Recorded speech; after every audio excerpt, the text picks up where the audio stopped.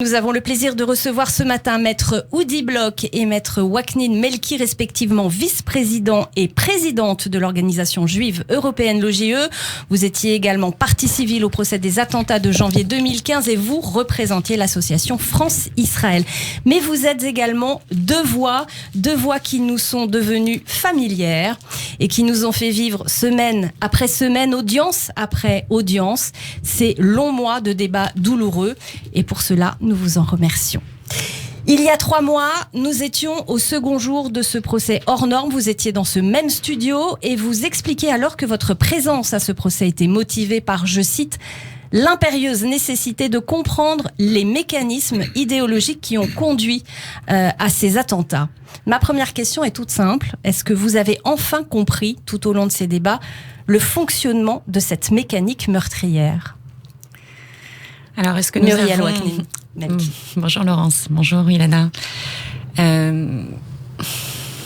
Comprendre tout le mécanisme idéologique, évidemment, la réponse est non. Ça serait formidable si, au bout de 3 mois seulement, nous pouvions tout comprendre. En revanche, avoir une vision plus précise du fonctionnement des accointances, des mouvements des uns et des autres sur le sol national et ailleurs, en Syrie, en Turquie, en Tunisie, au Maroc, tous ces mouvements-là nous intéressent et nous souhaitons comprendre, et nous avons compris certaines choses. Nous avons déjà compris comment finalement des jeunes étaient recrutés sur notre sol national, et des jeunes avec des bagages intellectuels, puisque ceux qui ont pris les peines les plus lourdes, je pense notamment aux frères Beloussine, sont des personnes qui avaient fait des études supérieures de qualité. L'un était à l'école des mines, l'autre en faculté de sciences à Paris en 3e année. Donc on arrive à comprendre finalement comment est-ce que des milieux étudiants aussi avancés sont touchés et sont sensibilisés à l'islam radical et au djihad. Ça, oui, nous l'avons compris. Nous avons aussi compris comment est-ce que finalement, entre la délinquance de droit commun et le terrorisme, les liens s'étaient aussi renforcés. Voilà, ce sont globalement les 2 grandes idées majeures et les 2 grands fonctionnements que nous avons pu mieux comprendre. Alors, c'est la haine du juif qui a guidé Hamedi Koulibaly, ont affirmé les avocats des victimes de l'hypercacher. Et puis au micro de ma consoeur, Ilana Ferradian, Maître Elie Korchi a déclaré que la dimension antisémite avait été retenue dans ce procès. Est-ce également votre avis ? Alors, est-ce que la dimension antisémite a été reconnue ? Oui, elle a été reconnue parce qu'elle fait partie de l'arrêt, de la motivation de l'arrêt. Mais en revanche, il est notoire de constater que, in fine, dans la rédaction finale de l'arrêt et dans les conclusions de l'arrêt, la circonstance aggravante d'antisémitisme n'a été retenue que contre Polat, l'un des principaux accusés, et contre ceux qui ne sont plus aujourd'hui en France pour répondre de leurs actes.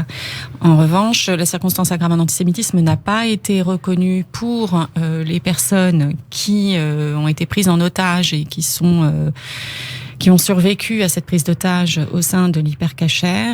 Et c'est vrai que c'est une difficulté majeure qui est liée à l'instruction. Cet élément n'a pas été soulevé et débattu pendant le temps de l'instruction et n'a été finalement abordé que pendant le temps de la cour d'assises, qui n'a pas permis à la cour d'assises procéduralement de retenir la circonstance aggravante d'antisémitisme.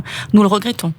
Nous le regrettons parce que le combat contre l'antisémitisme est un combat qui est exigeant, c'est un combat qui est rigoureux et c'est un combat qui devient urgent. Urgent parce qu'il tue au quotidien et depuis plusieurs années maintenant. Et que nous avons besoin que la justice avance et qu'elle rende des arrêts qui soient clairs et sans équivoque par rapport à l'antisémitisme. Voilà, nous avons besoin d'avancer vite. Alors, les magistrats ont estimé que tous les accusés étaient coupables d'avoir porté une assistance logistique au terrorisme, mais ils ont conclu que la moitié ignorait la finalité djihadiste, terroriste de leur action. Est-ce que vous avez partagé cette analyse des faits, Maître Oudi Bloch ? Bonjour Laurence, bonjour Ilana. Eh bien, la cour d'assises juge des faits et condamne des hommes. Et elle a besoin pour cela d'éléments tangibles, et il y en avait pour certains, mais il n'y en avait pas pour d'autres. Alors, nous avons remarqué, et c'est ce qu'a fait la Cour, que les plus proches de Koulibaly ont été condamnés à part Polat qui a été condamné pour complicité, mais les autres ont été condamnés pour association de malfaiteurs en lien avec une entreprise terroriste, tandis que les autres ont été condamnés pour une association de malfaiteurs simple.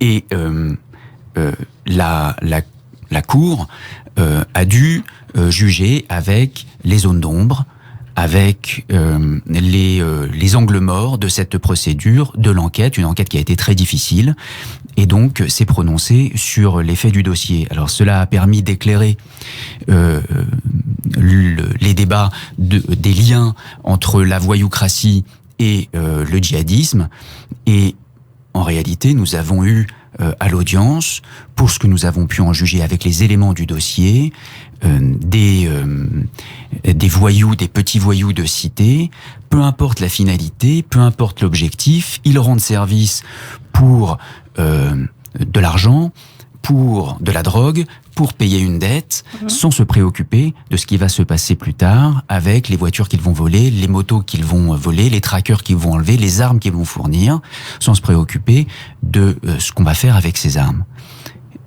Et c'est ce qu'a démontré la Cour, ces liens de plus en plus forts entre la petite délinquance et le terrorisme, mais ça n'a pas permis à la Cour de se prononcer sur la connaissance précise de la finalité terroriste d'Amédi Koulibaly ou des frères Kouachi. Alors si on revient aux peines, des peines allant de 4 ans de prison à la perpétuité, on va pas revenir dans le détail de ces peines, mais est-ce que vous pensez que la justice est passée? Et puis si on examine quand même plus en détail certaines peines, est-ce qu'on peut pas craindre que certains des accusés ne sortent assez vite finalement de prison? Alors, est-ce que la justice est passée? Vous savez, c'est une question très difficile parce que chaque victime, chaque survivant aura sa réponse. Ce que l'on sait, c'est que la décision qui a été prononcée ne va pas ressusciter les morts et ne va pas rendre une vie normale aux survivants. Plusieurs accusés vont effectivement sortir parce qu'ils ont eu une période de détention provisoire longue, parfois à 5 ans, et ceux qui ont été condamnés il y en a un qui a été condamné à 4 ans, il ne va pas retourner en prison parce qu'il était déjà dehors. Et puis certains autres vont sortir effectivement plus vite. Voilà pour les accusés. Pour les survivants, eh bien ça peut permettre aussi de clore un chapitre, de peut-être passer à un autre. Alors, une dernière question, il nous reste malheureusement 1 minute, le temps passe tellement vite. Vous qui avez assisté aux 54 jours d'audience et vous qui avez plaidé, très belle plaidoirie d'ailleurs qui a été remarquée, on en parlera un petit peu plus tard. Et vous qui avez chroniqué aussi pour nous, pour Radio J, qu'est-ce que vous retenez de ce procès? Quel moment fort retenez-vous? Je dirais sans hésiter les paroles des victimes. Voilà, les paroles des victimes, parce que ce sont elles qui, évidemment, m'ont le plus ému, le plus touchée. Parce que ce sont leurs mots, leur courage, leur dignité, leur parcours de vie qu'elles sont venues exposer à la barre, que je n'oublierai pas. On vous sent encore ému. Oui, encore ému. Ce sont des mots qui marquent, ce sont des expériences terribles. On a juste envie de leur dire qu'on a tout entendu, qu'on a tout compris, qu'on n'oubliera rien et qu'on sait maintenant. Voilà. Et donc c'est très bien que ce procès ait pu être autant médiatisé. Et nous avons, nous, essayé dans nos chroniques de rendre en fait toute cette émotion et de la faire partager au plus grand nombre d'entre nous. Voilà. De toute façon, un procès en appel devrait normalement avoir lieu. Donc nous vous retrouverons de toute façon. En effet, au moins Monsieur Polat fera appel de sa décision et ce sera une nouvelle épreuve, mais nous nous retrouverons avec vous. Merci beaucoup, Maître Oudi Bloch, Maître Waknine Melki, présidente et vice-président de l'OJE. Merci à vous et très belle journée. Merci. Merci.